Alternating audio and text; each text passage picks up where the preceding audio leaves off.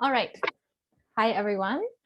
I just wanted to take a minute because I don't know if there's people coming in late at all, but I would love it if everyone says in the chat whether they're a farmer, a maker, a vendor, event organizer, just so we can get to know each other a little bit. And on my side, I'm always really active on social media. So if you want to post on social media, I've been told there's a hashtag. I put it here. This is the BC Farmers Markets Instagram, and this is my Instagram. And then just checking if anyone's answering in the chat. I don't see anything, but that's all good. Can I just get confirmation from the market folks if I'm good to go, or do you want me to wait another couple minutes, see if more people trickle in? I think you're good to start. Okay, sounds good. All right. As Jasmine said, my name is Jolene, and I'm just going to introduce a bit about me before I jump into my talk. So basically, I just wanted a little background on me of basically why I would be talking to a group of people involved with farmers markets and kind of what makes me relevant. So I grew up on a farm. I went to culinary school, baking and pastry arts to be specific. I've built a small food business. I used to live in Calgary, Alberta, and I ran a chocolate and desserts business for a while. I've worked in a bunch of restaurants. So basically, I've been in a lot of roles in the food industry. And in the last few years, I've been going more towards the marketing and branding side of things, and now specifically food photography with my new business, Pantry Studios, which is basically a mix of my passions that is design, art, and great food, because everybody loves great food, right? I want to start by saying I know how difficult content creation is and how much work it is.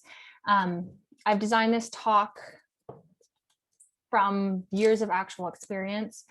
So I've designed this talk. It's about my method that I use, one of my methods while I'm doing my work. And yes, now I do professional food photography and styling, but I've also been the person doing it all DIY by myself, myself, and my iPhone. So this is a little just example of my feed when I used to have a business that I was running all of the parts myself. I was making and creating the content and using my iPhone, and you can still make a beautiful feed. You can still make a beautiful website. I don't have a picture of the website here, but just to show an example that you can do it DIY yourself, but you can also, this is my one of my pages now. You can do it more than one way, and I'm hoping that this has takeaways from people at multiple levels, whether they are jumping in to hire someone or if they're doing everything themselves. So why bother? Why bother the planning stage is specifically what I'm talking about here. So images take a lot of time and money. They're an investment, and you want to avoid spending time and money in the wrong places, whether it's yourself doing all of this, whether you're hiring someone. You want to be intentional about things because you can spend a lot of time in the wrong direction, time and resources. And we know as small business owners that you don't have a lot of that always. So we want to be intentional about our images because that can really elevate your brand, help move your business forward. And images that are authentic as well as aesthetically pleasing really help share your story with your customers. And a big one here for me, I think, is beautiful images are beautiful, but beautiful relevant images are actually assets to your business. So that's kind of what I want to talk about today. Sorry, I'm just double checking my notes. Is it's not a workshop about how to take a photo. It's a workshop of how to take the right photo, which to me is really important. This is a method that I have developed because when I get a client, I know that I'm putting a lot of time in and they're putting money in, and I don't want any of that to be lost or wasted. I want to really plan it out so that I'm doing the process and going through all the motions to get what the client really wants. And this can be applied to, like I was saying earlier, if you're doing it yourself, or if you have a team, or if you're at different levels, this is really how you can, this is my method.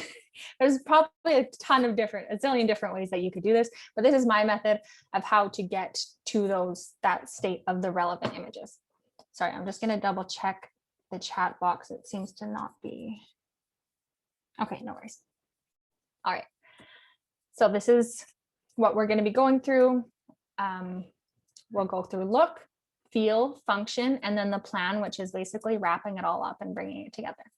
And then after that, you can do a little question and answer period. If you do have questions that pop up throughout, for sure, throw them in the chat and I can take a pause and we can do that as well. Okay, so when I say look, in our three things, look, feel, function, I'm talking about what the actual subject is. What are we looking at in a photo? So this is, you want to think about your brand as a business. Actually, through all of these questions, it would be great if you think about your business, your brand, or whoever you're working with, and kind of look at this through the lens of that, like, and answer the questions in your own head, or if you have writing them down, so you can almost do this as an exercise as we're going. So what's the actual subject? What are we either telling a story about, or whatnot? So my example on the next slides here is, there's a few different ways to go about this, and there's probably a better term for this, but what I call it is a direct or indirect. So say if your subject, for instance, if you are an artist that makes beautiful mugs, in this next slide, I show what I consider direct versus indirect when you're telling the story. So this is a very direct way to show your subject. We're looking at a mug. This is really selling the mug, but there's also ways to sell the story of the mug, drinking the coffee, and bring that all together. So that's the first thing I like to think about. And this can be more than one thing. It kind of depends on your project if you're doing a series of photos or one photos. So I like to think about answering those type of questions. Is your product going to be playing the lead role or more of a supporting role in your story? And it can definitely be both. So the questions that I like to consider, and again, these are what I like to consider, and I encourage you to note these down if you feel, as well as like tweak them to your own and add your own as you feel works for you and your brand. So what is the actual product? Is there multiple? Are we working, for instance, there's a farm and they sell 25 vegetables, or are you a vendor and you sell one thing? What is the actual product? Will that product be your main subject? Maybe yes, maybe no. Sometimes it's a little bit of both. And so you can add your own questions here as well. And then we're going to jump right into feel. So this component is a really big component. I usually take the most time really dissecting these questions, because feel has a huge pull when it comes to marketing. So what emotions are you hoping to get across? What do you want the viewer to feel when they look at this image? And what are you going to use and how are you going to get there? So here's some examples of some of the questions I ask myself is, what feelings do I want to evoke? And what do I want to use Sometimes you want to add a human element of actual people. So I've just added like a very dramatic photo here to kind of think, what does this bring up for people? Another one here, I've put two things that are very different. So what moods are being portrayed here? How do they affect the viewer differently? And you want to put that through the lens of your brand. Is your brand more of a light and airy type look? Is that what your product is like? Or are you kind of the dark and moody? And what kind of elements do you want to bring into your project that's going to reflect those things?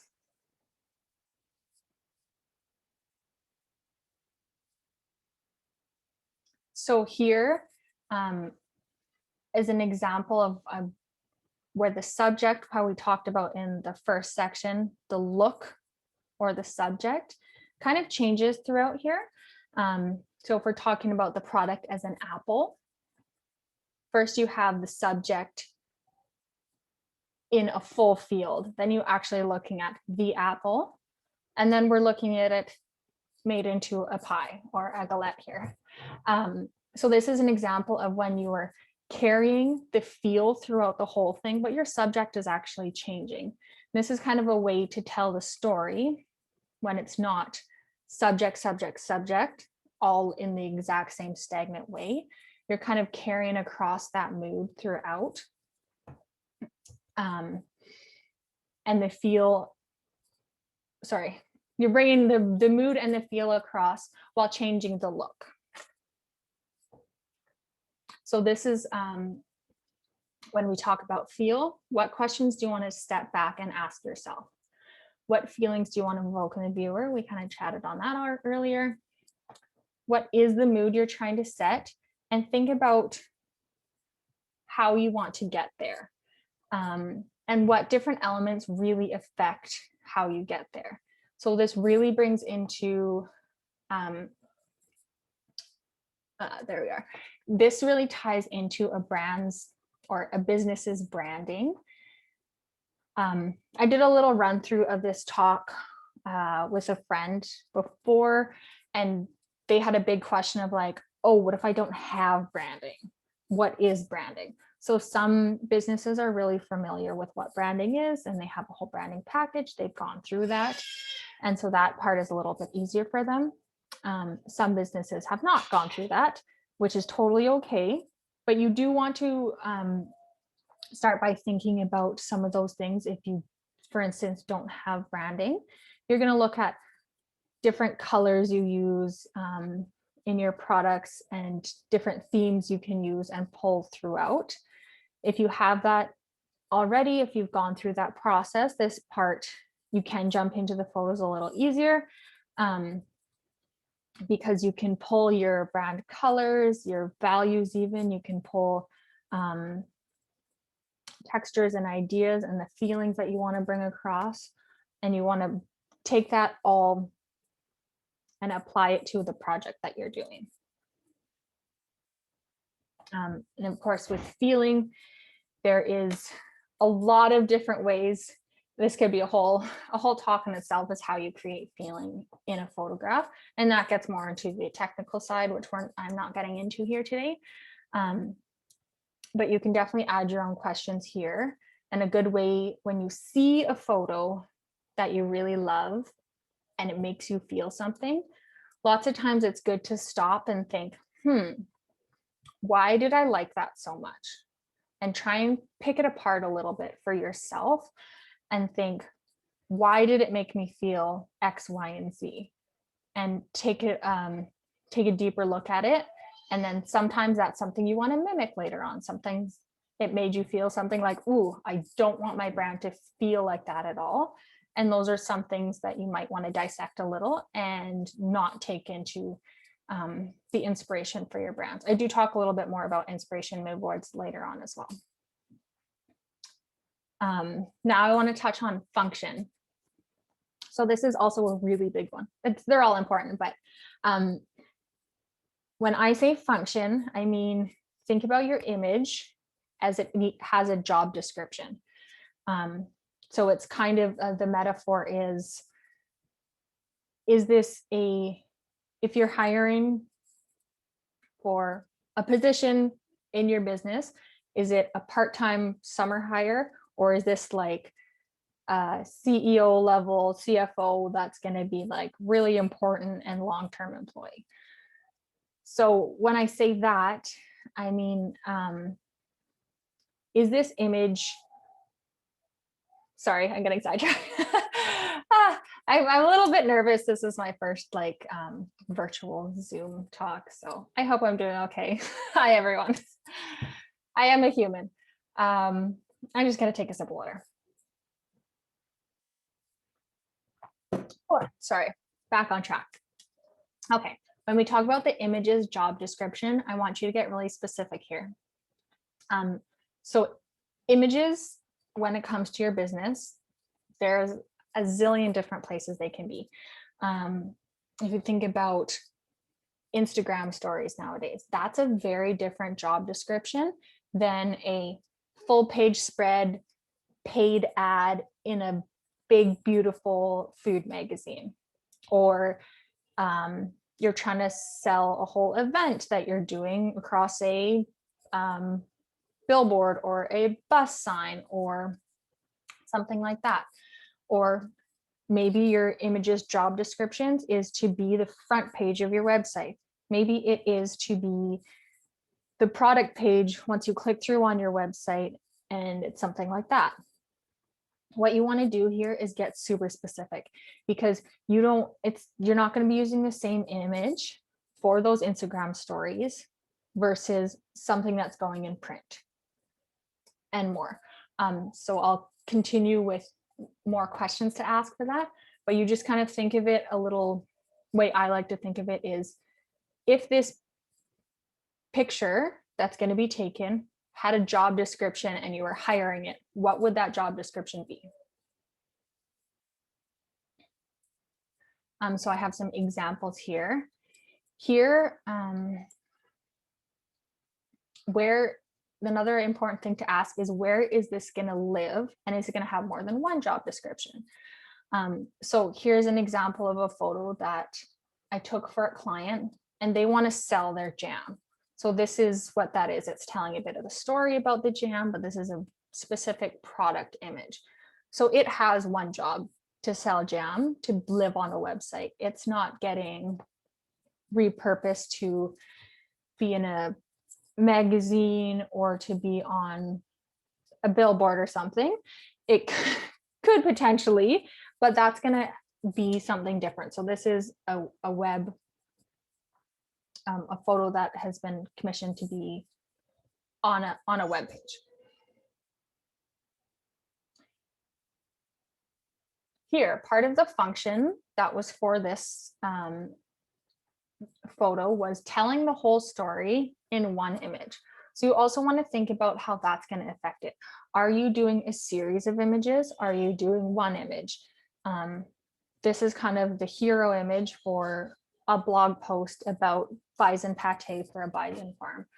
So you can add different elements, but here I'm really trying to tell a whole story in one shot, rather than something, say you're flipping through, if you were doing bison pate and I was doing it for a cookbook, depends on the project again, but sometimes you want to be telling that story in like 3 or 4 pages. Here, it's very specific.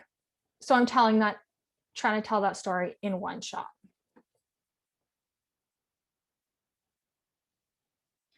So here we have some images for a client, and they've asked for images as far as the function side, that they can have some of their images reused to crop into squares for Instagram, and some of them are just going to be web page, and they've specifically asked for the layout to be portrait.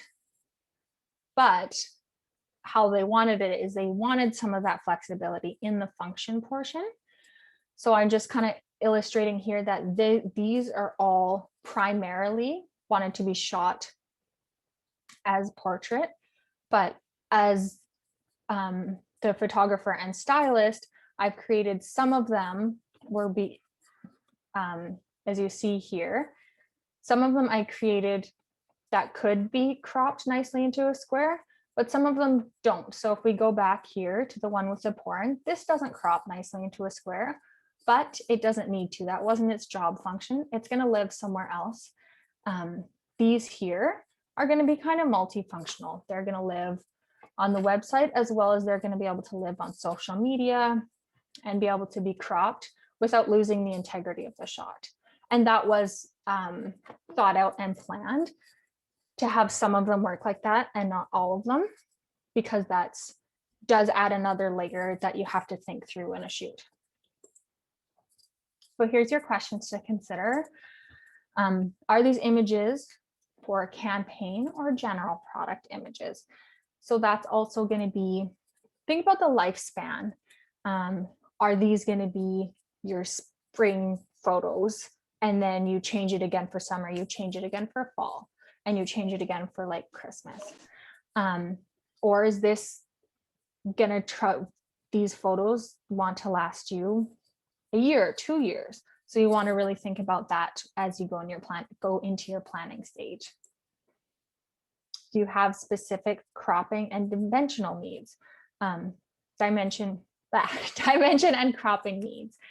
So I touched on that, on those images that are designed to be portrait, but they're thought out that yes, they are also going to look good in an Instagram feed, which is square, like 1-to-1, vertical, horizontal, or 1-to-1. So sorry, I already said that.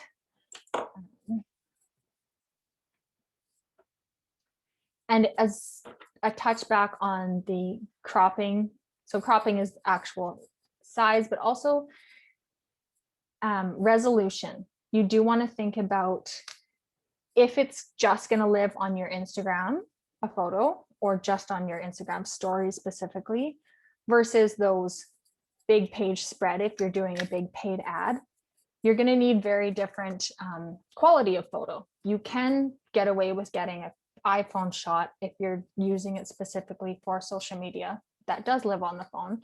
If it's going to live somewhere else, that needs to be way bigger. The resolution needs to be done at a different, or taken with a different camera and edited different, so that it can keep quality and stay big. So that's what you really want to consider, are all those things in the function side. Again, I'll come back to, when you think function, think, what is this image's job description? I'm just gonna jump back in here. I don't see anything in the chat yet, so I'm gonna keep going. So this is the part I call the plan, basically pulling together those 3 previous points. So depending on your scope of project, this is going to look really different. I always like to get pen to paper, like physical pen on paper. Lots of people are really great at planning on the computer. It's going to look really differently, but that's a really good way to start. But again, depending on the scope of project, when I'm going through and I've been hired and I'm doing client work, it's going to look like a formal multi-page document for me. And that's something that I've gone through and answered all those questions myself. I have basically the outline I just showed you with multiple more questions I asked to get really detailed and really, really dig into what's being needed. And then I go through those questions with my client, and then we look at them together and have a little meeting on Zoom nowadays and go through everything. And then I take those back again and make, like, depends on the job, usually like a 3 to 4 page document. So I'm really clear on what I'm getting. That can sound really intimidating if you're like, I just need to take a picture for my Instagram. That's not for every job. Sometimes it's a simple page of notes. Maybe it's like a sticky note where you're like, okay, I need this, this, and this. This is what I need to accomplish. So it can look absolutely different depending on the job, depending on your brand. And from project to project, it looks different too. This can also look like, the plan can also look like a mood board or inspiration images. Some people are less about words, some people are more pictures. I kind of do both. So a mood board or inspiration board for your project is really helpful. I love Pinterest. I lots of times after I create my multi-page document, I'm going to go on Pinterest, create a board of inspiration. Lots of times I'm looking at color stories and textures and things like that, getting like really specific. But sometimes you don't know what you like until you've looked at pictures, compiled some, maybe taken some away that you decide you don't like, and then you leave this, okay, this is my inspiration. Say if you've tried to write down things from the other 3 points and you're having a lot of trouble, like, I don't actually know how to answer these questions. I want you to go back to that idea of dissecting. So we're going to look at the photos that you have brought together as your mood board and say, what about the look of this do I like? Are all of the shots further back, and back to say the apple example? For selling apples, are they taking orchard shots way back? Is it like a hero shot of an apple? Try and pick apart what you like about it. What about the mood do you like? What about the feel? Is there colors that are repeating that you really like? Is there textures that you really like? Are you liking the simplicity of it? Are you liking the complexity of it? So that's a really good way, if you're having trouble where to start, create that mood board, give yourself some time, edit it down a bit to be like, oh, I really like these images, and then dissect them, really like think about them and write down, what about these do I like and what do I want to carry over? You're never copying images by any means, but you can definitely pull those inspirations for what's going to work with your brand and your project. Yeah.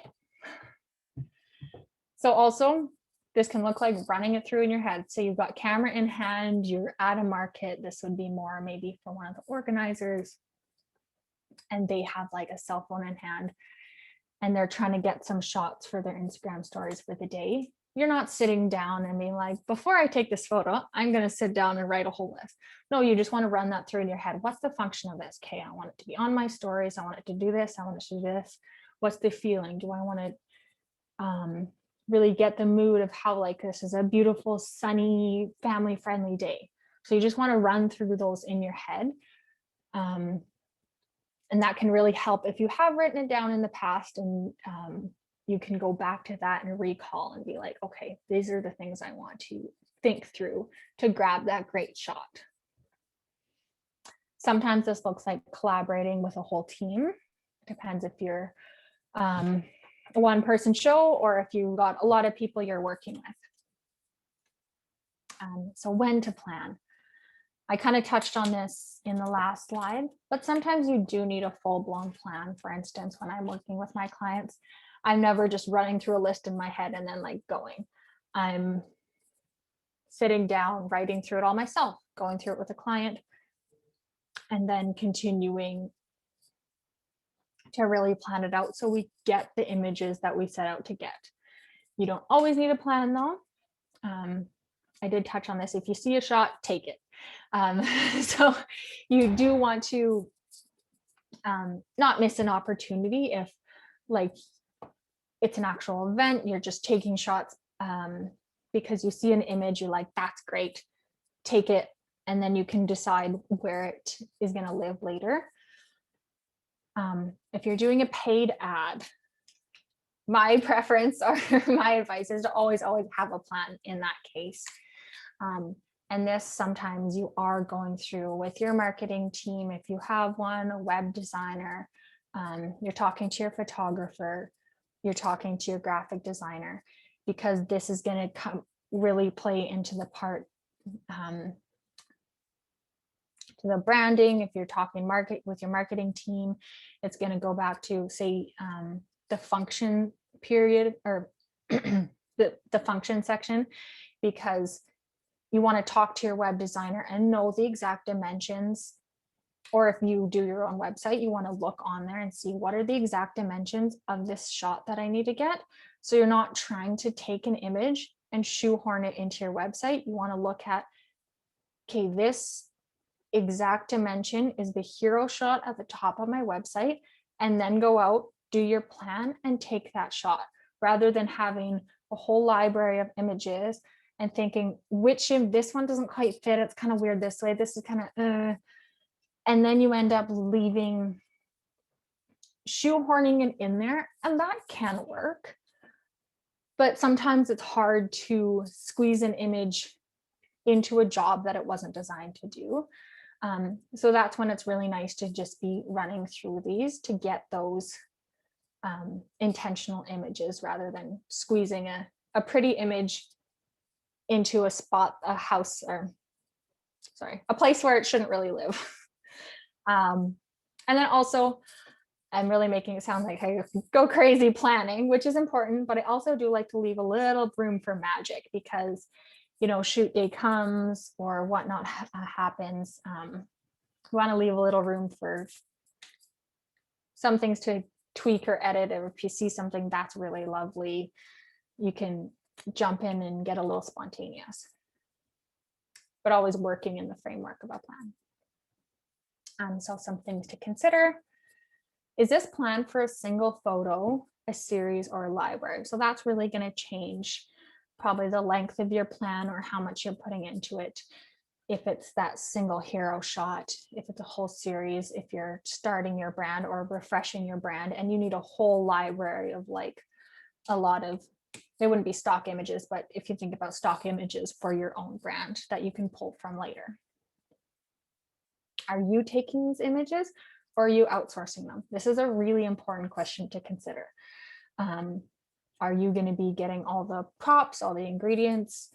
If it's like a more detailed food shot, if it's like a shot of your team, of the actual farm, that's going to be important to know if you're taking it and you have to plan out that ahead, or if you're outsourcing them, getting a photographer to do it, that's really going to change because you're doing way less of the planning. You do want to think these things through and then have them brought to your team that's helping you, because sometimes they will have their own method, but if they don't, it's really helpful to bring that to them and say, these are the parts I've thought through. Can we hit on this, this, and this?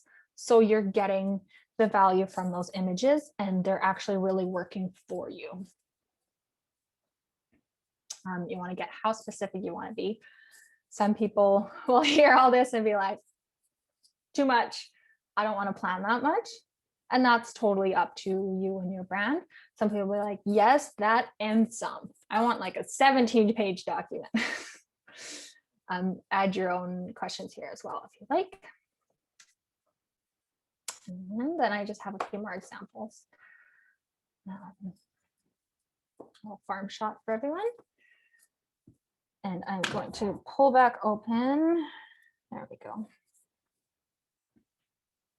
Oh, and here's just kind of some reminders, is back to the beginning. Beautiful images are beautiful, but beautiful and relevant images are actual assets to your business. And images are valuable assets when they're working for you. So if you plan them out and you've been intentional, they can be doing really good work for your business rather than just being shoehorned in like we kind of chatted about.